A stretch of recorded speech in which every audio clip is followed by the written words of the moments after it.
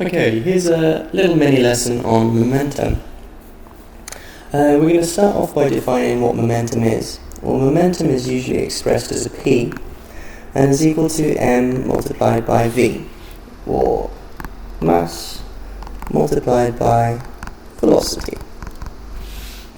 So, if you have an object that is moving, the mass of the object, which may be 3 kilograms, may be moving with a velocity of 4 meters per second, and therefore it has a momentum, P is mv, of 3 times by 4, which is 12 kilogram meters per second. Now, as I've shown here, the units for momentum are kilogram meters per second. So units, kilogram meter per second. Now, if we have a look at Newton's Newton's second law is often expressed as F is equal to ma, force is mass times acceleration. However, this is what we call a special case. And I'll get to that in a second. Now, what Newton first said was that the force is equal to the rate of change, dp, by dt, the rate of change of momentum. Now, these two are equivalent, and I'll show you how. If we set dp to be dmv by dt, now if the mass is constant, then we can write that as m dv by dt. Now, if you're any good at calculus, you know that dv by dt, rate of change of velocity, is equal to acceleration, and therefore force is equal to mass times by acceleration. Now, this dp by dt formula is kind of handy, because we can say F dt is equal to dp. So, if you have a change in momentum,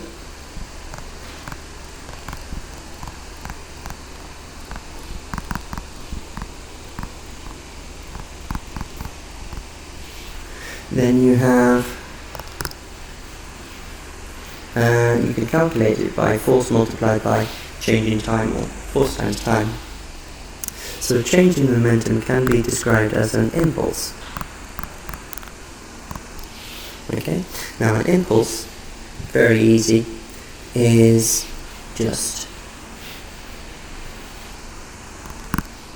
force times by time. Now then, if you look at that on a graph of time against force, if you go to force here, multiplied by a time, then you've got a impulse. However, that is equal to this, which is the area under a force time graph. So, we can say that impulse, and yeah, I guess I don't really need equal signs, impulse is equal to the area under a force, okay, that should say force, time graph. Easy peasy. Okay? Now then, we're 2/3 of the way through the basics of momentum. We've done what momentum is. Okay? We've done its basics and its units, and we can see how the equation for the rate of change of momentum is equal to Newton's second law. We've had a look at impulse, and now last but not least, I'm going to talk about conservation of momentum. Now, momentum is a conserved quantity. It cannot disappear.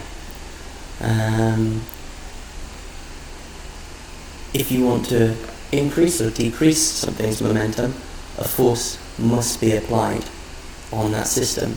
But for any particular set of systems, any closed system with no external forces, momentum is a conserved quantity. So a typical physics example might involve two objects, and I'm going to use two spherical spheres, or two balls, that are going to collide. I'm going to give this ball a mass of 5, and I'm going to say it's travelling along at 2 meters per second. Okay, so it's 5 kilograms, it's travelling at 2 meters per second. And then this ball here is travelling at 3 meters per second, but has a mass of 2 kilograms. So, as you can see, this ball will collide with this one. Now, conservation of momentum means that momentum before must equal momentum after. Now, we often use initial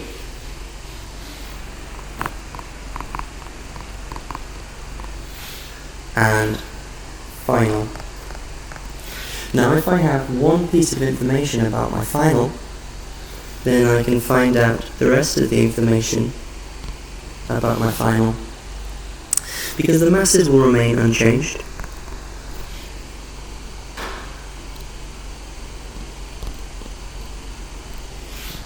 And we need to only, because the mass remains unchanged, only the velocity can change. Now, in this particular case, okay, we have an initial momentum